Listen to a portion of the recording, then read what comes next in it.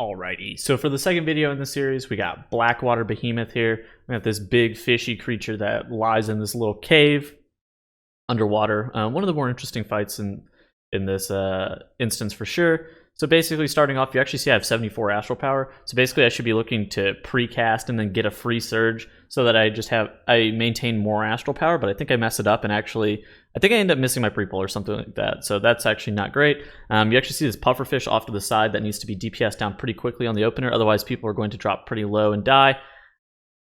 As a balanced druid, you probably don't want to be hitting it, but realistically, I probably should have been hitting it just because of how long it ended up lasting. You also see me move over to make sure that I'm able to soak that shot. And overall, that's basically how the opener should end up going. You also need to make sure that you're close to the sea floor whenever you drop your condensed life force, otherwise it's not going to do any damage, and that can also be pretty bad. And also cross-dotting this pufferfish on the far side of the room is also a pretty nice way for you to increase your damage on the opener as well. Alright, so that's how you end up doing the pull for Blackwater Behemoth. It can actually be kind of interesting sometimes. So, Azerite, still the exact same as you're going to be playing pretty much the whole entire tier. You got triple Streaking Stars, 1 Arcanic Pulsar, and then like 2 either Loyal to the End, Swirling Sands, Blightborn Infusion, Undulating Tides, kind of like whatever you end up getting out of your Mythic Plus caches or whatever you just have from Raid available to you. For essences, Condensed Life Force or Visions of Perfection. I know Sim, the other Moonkin in my guild, was playing Visions of Perfection because he enjoys playing it. Both of these are pretty good options. You can't really go wrong with either one. In general, Condensed Life Force is most of the time going to be better unless you can make super big benefit out of the Visions of Perfection uptime, but you can't really go wrong with that.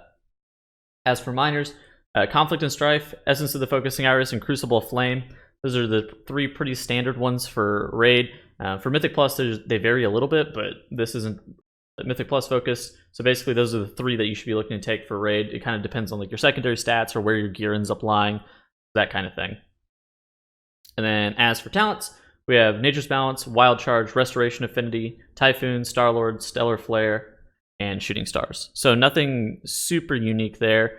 Wild Charge is actually kind of cool in this fight because you do actually get the speed bonus from the Dolphin form Wild Charge whenever you actually are under the water. Beyond that, Wild Charge is pretty trash on this fight. You actually don't move very far whenever you do end up hitting the Moonkin form Wild Charge, so that can actually be a thing. Something I actually like to do is I actually like to dot the pufferfish whenever we are moving across the platform, as you actually did see there, and then continue to attack the boss before we end up kicking it. The reason for that being is because that allows us to get the boss low enough to be able to two-phase it on this platform. So that doesn't really happen a lot of the time, but it doesn't really change how this fight's actually done.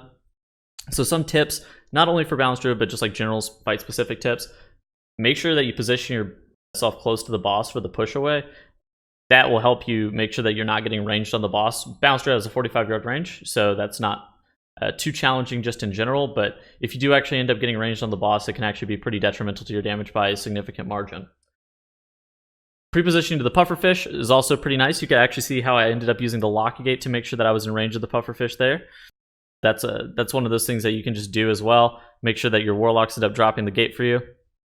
And then soaking the shot is always important, as you actually did see on the screen, but making sure that you're not too condensed on your soaking. Sometimes the best way to actually save your group a bunch of damage is actually for you to not soak the shot, as weird as that sounds, because sometimes if you end up getting too many people inside of that, then you'll end up taking more damage than you otherwise would be saving by soaking it. So that's just one of those things. Balanced Druid, of course, doesn't have an immunity, so it's not the sickest class at, because there's no real way for you to solo the shot like other classes can actually do.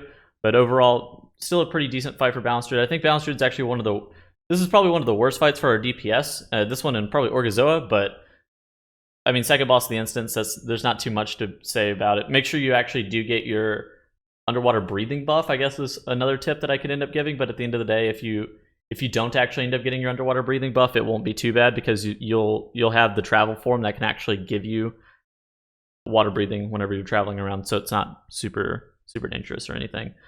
But overall, hope that helps. Make sure you use your health potion and your health stones. Those are also super sick. If you need, make sure you swift mend yourself as well. But other than that, I think that's going to be it for Blackwater Behemoth. I'm going to be having a Radiance of Azshara video coming out in a few more days, so make sure you stay tuned for that. Check all my stuff down in the description. I got a Discord, I got a Patreon, I got a Twitch stream. You guys can check all of that out. Ask me questions. If you guys need any questions, you can DM me in my Discord, or you can just like ping me or ask me in Twitch chat or anything else. So I hope you guys enjoyed the video. I'll see you guys later. Peace out. Later.